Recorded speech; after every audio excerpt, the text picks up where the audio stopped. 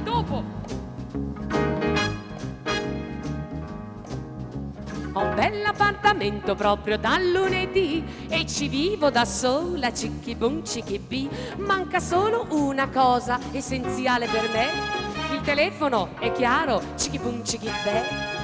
Vado alla SIP per averlo con urgenza, dico, sapete io non so farne senza. Mercoledì arriva un operaio in jeep e dice: "Uè bebe, sono l'uomo della SIP, ho un telefono perfetto, te lo metto dove vuoi, te lo metto nel soggiorno, te lo metto dentro il bagno, te lo metto contro il muro, te lo metto nella hall. Se lo vuoi col ciccalino che fa solamente bip, te lo metto volentieri come faccio con i VIP, perché way baby sono l'uomo della SIP". E che uomo, e che telefono, in mezz'ora te lo metto dappertutto. Pensate un po', un telefono dappertutto, wow, riflettuto un poco e considerato che era un uomo straordinario proprio come piace a me.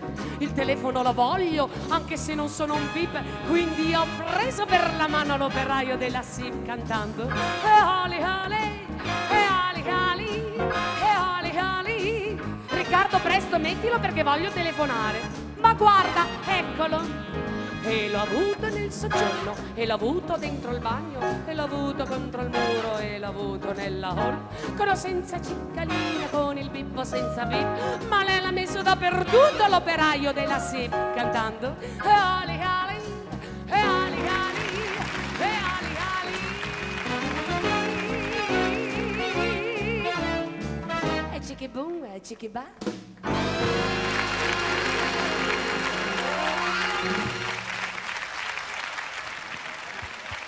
È arrivato l'uomo della SIP, aiuto! Hai capito? Ho capito tutto! Da domani ragazzi chiamatemi, faccio...